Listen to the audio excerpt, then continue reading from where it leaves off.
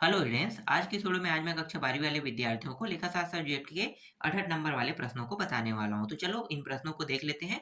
मैं अध्याय वाइज पूरा बताते जाऊंगा और आप लोग इन्हीं अध्याय वाइज इसको पढ़ते रहना, ठीक है। तो इसमें कुछ प्रश्न 6-6 नंबर के भी ऐड है, 4-4 का भी ऐड रहेगा। तो मैं इसी अध्याय में बता दूंगा जो 4 का रहेगा, 6 का रहेगा और 8 नंबर के। ये बहुत ही महत्वपूर्ण प्रश्न है, तो अच्छे से तैयार कर लेना, ठीक है। तो चलो अध्याय वाइज देखते हैं। तो ये अध्याय 6 साझेदारी फर्म का विघटन इस अध्याय में आपको देखने को मिलेगा। तो 68 नंबर के कौन से प्रश्न को आपको देखना है। 6-6 का मैं बाद में बताऊंगा, पर पहले 68 का देख लो। देखो 68 नंबर का ये प्रश्न है, ठीक है। ये प्रश्न आपको टिक कर लेना है। अशोक और किशोर 3:1 के अनुपात में लाभ हानि विभाजन करने वाले साझी है। वे फर्म के विघटन हेतु सहमत है। संपत्ति की वसूली से 1,10,000 प्राप्त हुए। फर्म के दायित्व तथा अन्य विवरण इस प्रकार है, कह रहा है ना। तो इस प्रकार दिया हुआ है ये प्रश्न है। ये बहुत ही महत्वपूर्ण प्रश्न है, मतलब ये मोस्ट आईएमपी है। मैं सिर्फ मोस्ट आईएमपी बता रहा हूँ, तो मोस्ट आईएमपी प्रश्नों को छोड़ना नहीं है, ठीक है। ये 7वां प्रश्न, ये भी आपको देखना है, ठीक है। ये पुराना परीक्षा बोर्ड है 2024 का, आपके पास 2025 का परीक्षा बोर्ड होगा। तो ये प्रश्न 2025 के परीक्षा बोर्ड में आसानी से मिल जाएगा। जिनके पास परीक्षा सार है उसमें भी ये मिल जाएगा। तो इन्हीं प्रश्नों को पढ़ना है। देखो यहाँ पे क्या है, और वह एक फर्म साझेदार दिया है ना, और लाभ हानि 2:1 के अनुपात में बांटते हैं। तो 31 दिसंबर 2022 को उसका चिट्ठा निम्नलिखित है, कह रहा है, ठीक है। तो ये कुछ इस प्रकार से है, इसको देख लेना। ये सब आसानी से मिल जाएगा। तुम लोगों के पास की गाइड होगा तो की गाइड का सहारा मत लेना, ये परीक्षा बहुत अच्छा है।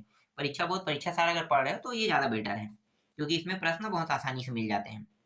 देखो अगला 8वां प्रश्न, ये भी मोस्ट इंपॉर्टेंट है, ठीक है। 3:2:1 अनुपात में दिया हुआ है। ये प्रश्न आपको पूरा दिखाई भी दे रहा है। ये हो गया नेक्स्ट। इसके बाद अगला सीधा आ जाते हैं 10वां प्रश्न में। 9वां स्किप कर देंगे, 9वां नहीं आता है, 10वां ही आएगा तो 3:2:1 अनुपात में ये, ठीक है। ये प्रश्न को भी देखना है, ठीक है। फटाफट मैं बता देता हूँ। इसके बाद 11वां नहीं देखेंगे, सीधा 12वां पे आ जाओ। 12वां मोस्ट इंपॉर्टेंट प्रश्न, देख लो। एक मिनट 11वां ही होगा, 12वां नहीं है। एक मिनट यार, हाँ 10वां तो हो गया था ना, हाँ 11वां है, ठीक है। 11वां प्रश्न है, देखो ये 11वां प्रश्न है, ठीक है। अब 11वां प्रश्न के इसी को कई बार क्या होता है, प्रश्न में ये आधा यहाँ से स्टार्ट करके यहाँ पे खत्म करने वाला टॉपिक को भी दे दिया जाता है। मतलब ये स्टार्टिंग यहाँ से होगा और यहाँ पे कंप्लीट, और जैसे कि यहाँ पे लिखा हुआ है ना, ये पूरा ये सब डिब्बा उब्बा बना हुआ है, ये सब चार्ट बना है, ये चार्ट नहीं रहता है, ठीक है। तो ऐसे भी प्रश्न तुम्हें देखने को मिलेगा जिसमें ये चार्ट नहीं रहेगा, सिर्फ यहाँ से स्टार्ट होगा, ध्यान देना, यहाँ से प्रश्न स्टार्ट होगा। तो इसी को आपको थोड़ा सा समझना है। और मेन टॉपिक तो यही है, जहां से स्टार्ट हो रहा है ना, तो यही चीज बताना चाह रहा है, क्या क्या हुआ है, कैसे होता है, ठीक है। तो ये अच्छे से देख लेना, ये मोस्ट इंपॉर्टेंट प्रश्न हो गया। और इसके बाद 12वां, 12वां ठीक है, 12वां भी है। देखो ये 12वां प्रश्न, ये रहा, यहाँ से शुरू हो रहा है, देख लो, है ना। तो एग्जाम में ऐसे ही आते हैं। 12वां हो गया। 13वां इंपॉर्टेंट नहीं है, 13वां छोड़ देना। और एक प्रश्न और है, ये 14वां प्रश्न, जो बड़ा प्रश्न तो नहीं है, हाँ ठीक है, इसे 8 में ही रहने दो, मैं 4 में रख दिया, चलो कोई बात नहीं, 4-8 जिसमें भी रखना चाहो रख लो, ठीक है। ये एक प्रश्न ये हो गया, तो ये पूरा हो गया। अब इसी अध्याय से 6-6 नंबर और 4-4 नंबर का भी देख लेते हैं, क्योंकि 6 नंबर के भी प्रश्न इसी अध्याय से आते हैं ना। तो 6 और 4 में कौन सा होगा, तो अब मैं शुरू शुरू से बता देता हूँ। शुरू से सबको नहीं पढ़ना है, बहुत सारे प्रश्न हैं। देखो ये प्रश्न, ठीक है, ये 6 नंबर है। पुनर्मूल्यांकन खाता तथा वसूली खाता में अंतर स्पष्ट कीजिए। साझेदारी के समापन और फर्म के समापन में अंतर स्पष्ट कीजिए, ये हो गया। और 6 नंबर हो गया ना। संख्यात्मक में देखो ये वाला प्रश्न है, ठीक है, ये भी 6 नंबर का प्रश्न है। 6 नंबर में ये भी है, उसी अध्याय से। 6 नंबर में ये भी प्रश्न है, ये सॉरी 6 नहीं है, 4 है ना, 4 है, छोटा है। 1 2 3 4 नहीं 6 है, सॉरी ये 6 है। इसका उत्तर 6 टॉपिक में, मतलब 6 अंक का है। ये सब मोस्ट टाइम भी है। और ये है कितना है, ये भी 4 में मैं क्यों लिख गया यार, ये तो 6 का है ना, 6 का है। ठीक है, ये 6 का है। और एक प्रश्न और है, ये 5वां, ये भी 6 का है। एक मिनट, ये 6 नहीं, हाँ ये 4 का है। ठीक है, ये 4 का है। देख लो, बस इतना ही है इसमें, और कोई प्रश्न तो नहीं है। हो गया। ठीक है, अब ये जो अध्याय है, जो अभी मैंने बताया अध्याय 6, यहाँ से आपको 8 नंबर और 6 नंबर दोनों देखने को मिलेगा। एक और अध्याय है जिससे 6 नंबर के आ रहे हैं, तो 6-8 के हिसाब से मैं इस अध्याय को भी कंबाइन करके बता देता हूँ। हालांकि इस अध्याय को बताने की जरूरत बिल्कुल भी नहीं था, फिर भी मैं बता देता हूँ ना।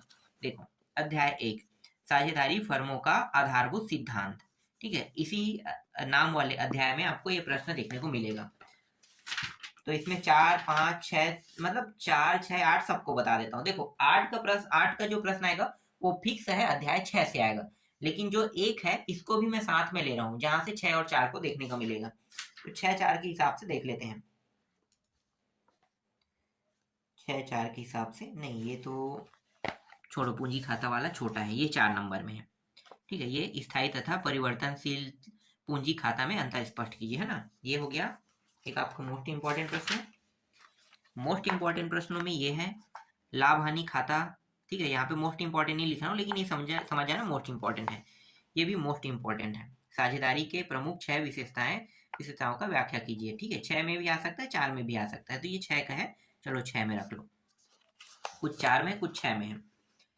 ये वाला भी 4 में रहने देते हैं, साझेदारी उल्लेख वाला। ठीक है, ये हो गया। ये सब आसानी से मिल जाएगा तुम लोगों को, और ये भी इम्पोर्टेंट है। ठीक है, ये हो गया 4, 6, और ये वाला। ठीक है, इसको भी देखना है, चौथा को, और ये 5वां भी साझेदारी। ठीक है, इस टाइप के प्रश्न भी आपको देखने को मिलेगा।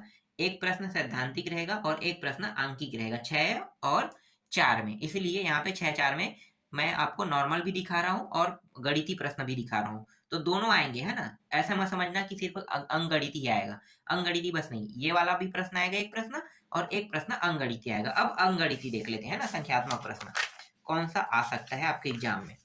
तो एक तो ये 6वां प्रश्न देख लो। आलोक और अशोक एक फर्म में बराबर के साझेदार हैं, उनकी पूंजी क्रमशः 20,000, 16,000। अशोक प्रतिमाह 600 रुपए वेतन पाने का अधिकार है। ठीक है, तो ये अब समझ में आ गया पूरा। तो ये 4 नंबर का है।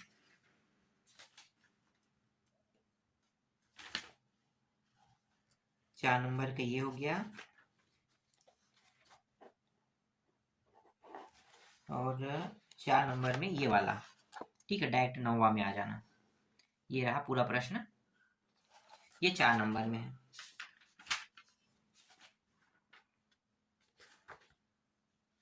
4 का, 3 का बता दी हूँ क्या 4 में, चलो कोई बात नहीं, 3 का भी 4 में चला जाता है। देखो, ये हो गया आपका 6 नंबर का प्रश्न। ठीक है, ए बी वाला फर्मा, यही बस रहेगा पूरा इतना। तो ये 6 नंबर का है। और कौन सा है, ये 6 नंबर का। ठीक है, 12वां, 13वां भी 6 नंबर में है।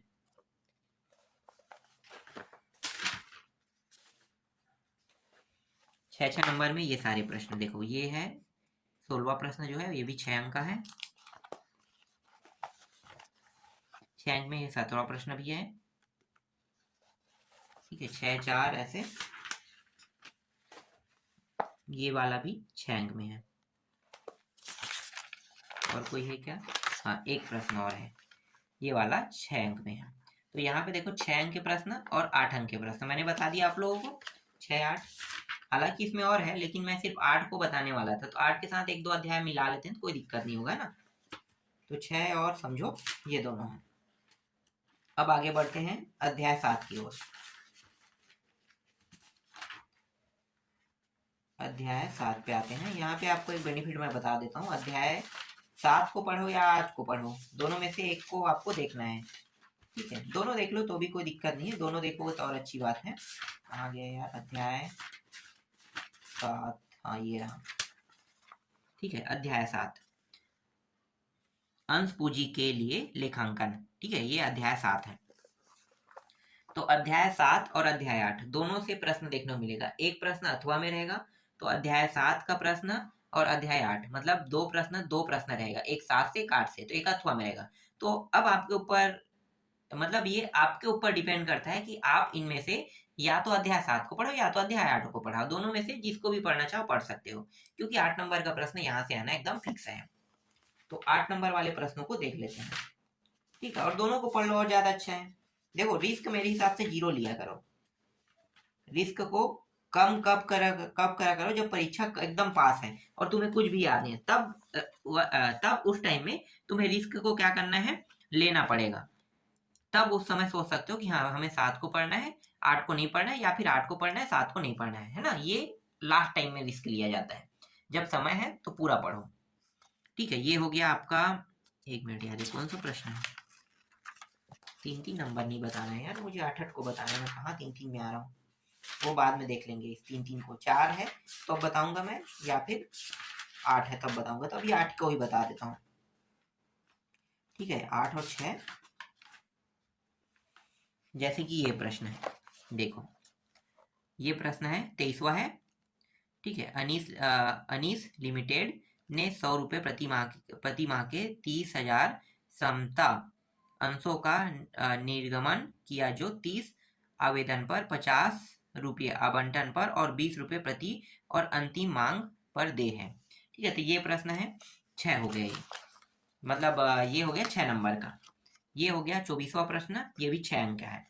तो देखो 6 अंक का भी यहाँ पे मिल रहा है और 8 का भी मिला है, तो ये जो अध्याय है मोस्ट इंपॉर्टेंट 8 के लिए बहुत ज्यादा है, तो यहाँ पे मैं 6 और 8 के हिसाब से दे रहा हूँ, दोनों है, 6 भी आएगा 8 भी आएगा, तो इसलिए है, ठीक है। ये हो गया आपका 25वां, 26वां नहीं देखना है, 27वां नहीं देखना है, सीधा 28वां आ जाओ, ये वाला प्रश्न, ठीक है। इसके बाद डायरेक्ट 29वां में आ जाओ, ये प्रश्न, ठीक है, इसको देखना है।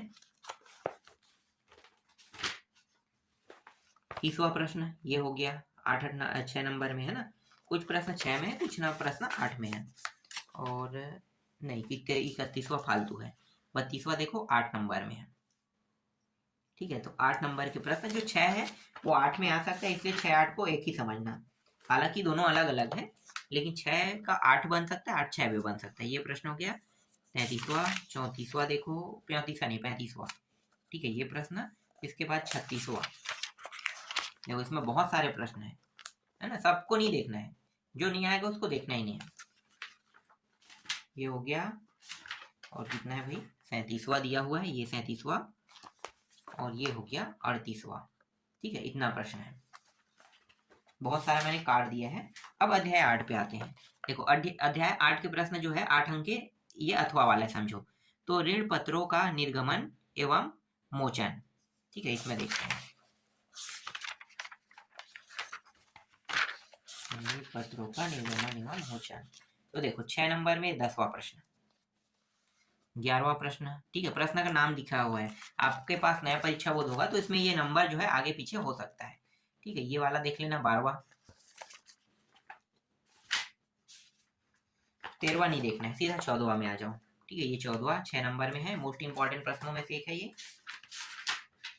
और 15वां छोड़ दो, सीधा 16वां में आ जाओ।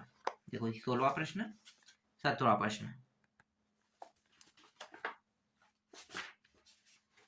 ये 18वां प्रश्न, ठीक है, ये भी है 18वां के बाद ये 19वां प्रश्न, इसको भी देखना है। 20वां छोड़ देना, 20वां कोई मतलब का नहीं है, ठीक है। ये 21वां प्रश्न है, ये भी देखना है, 8 नंबर में है 21वां, बस इतना ही प्रश्न है। तो अभी मैंने आप लोगों को 8 नंबर, 6 नंबर और कुछ 4 नंबर के प्रश्न भी बता दिए ना, मतलब बहुत सारे प्रश्न हैं इसमें, और अभी और भी प्रश्न बाकी है। जैसे 6-6 को अभी अलग करने वाला हूँ, तो 6-6 नंबर का प्रश्न, जैसे ये तो 8 अंक में मिल गया, ये तो बेनिफिट है समझो, इसको मैं कम नहीं करूंगा, ये बेनिफिट में मान लूंगा, मतलब इसको बेनिफिट में मैं लूंगा, ठीक है। और इसके अलावा 6-6 नंबर के और कौन कौन से अध्याय से आने वाले हैं वो मैं अलग करने वाला हूँ, चर्चा का अलग करने वाला हूँ, है ना, 3-2 अलग अलग होगा, सब अलग अलग हो जाएगा। तो अभी 8-8 के प्रश्नों को अच्छे से तैयार कर लेना, उसके बाद बाकी जो बचा प्रश्न है उसको मैं आपको जल्द ही ढूंढ के बता दूंगा।